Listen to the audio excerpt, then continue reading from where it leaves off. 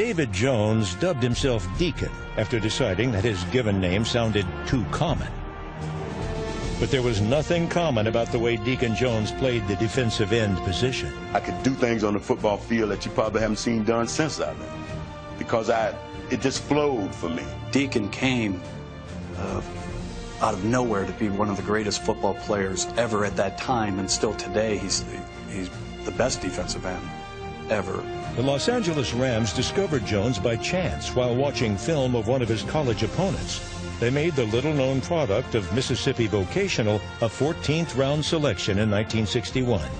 He soon established himself as a destructive combination of speed, quickness, and explosiveness never before seen in a 270-pound defensive lineman. I would safely say at this point in time, I was the fastest in the history of the game. From a dead standstill. My lateral movements along with my initial speed was just fantastic. I could outrun daylight. He changed running away from a defensive end. We never blocked the off end. Never had to. But him, once you left him alone, he'd catch anybody running a sweep away from him. In Los Angeles, Jones teamed with Merlin Olsen, Rosie Greer, and Lamar Lundy to form the fearsome foursome, one of the most dominant defensive lines in NFL history. I think I would match our group against any that have ever played the game. Deacon was our quick knife to the heart of the offense. And we really turned him loose and said, Deacon, come off the ball, go as aggressively and as quickly as you can, and raise as much havoc as you can. Jones was a unanimous all-league selection 6 straight years, from 1965 to 1970, and won Defensive Player of the Year honors in 1967 and 68. In 14 seasons, the man known as the Secretary of Defense made 8 Pro Bowls and specialized in the quarterback sack, a term he invented. Sacking the cornerback is just like you devastate a city, or you cream a multitude of people. I mean, it's just like you put all the offensive players in one bag, and I just take a baseball bat and beat on the bag. Okay, we just found a term. The NFL only began keeping official sack statistics in 1982, so Jones's name appears nowhere on the list of all-time sack leaders. However, no football historian would question his inclusion on such a list. By his own count, Jones registered 173.5 sacks, one of the highest totals in league history. Deacon Jones has more sacks than anybody in the history of this game, but they won't go back and count them past 1981 and 1982.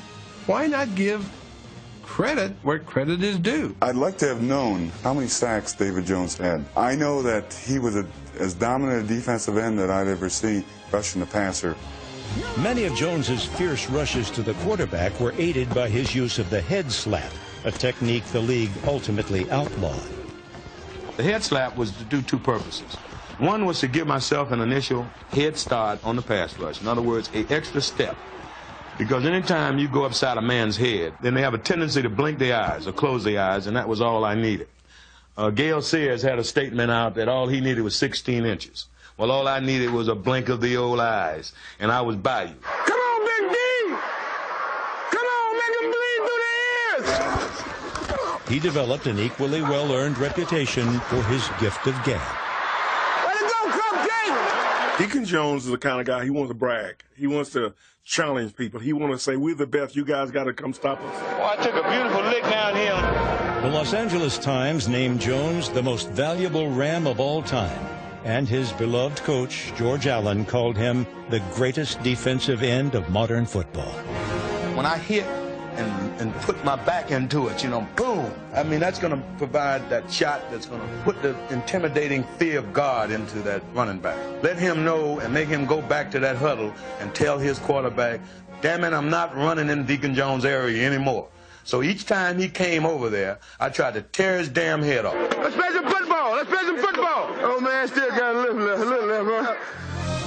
The Rams sent a 33-year-old Jones to the San Diego Chargers in a multiplayer trade before the 1972 season. He spent 2 years with the Chargers, playing in his 8th Pro Bowl in 1972. He finished his career with the Washington Redskins in 1974. All told, Jones missed just 5 games out of a possible 196 during his 14-year career. It was a badge of courage for me to be out there when I was sick or hurt, to meet you and let you look me in the face when the press has been talking all week about I ain't gonna make it. And I want to surprise you on Sunday and look you in the eyes. Because if I beat you when I'm hurt, you know what I've done to your whole mentality? David, I welcome you to the National Football League Hall of Fame.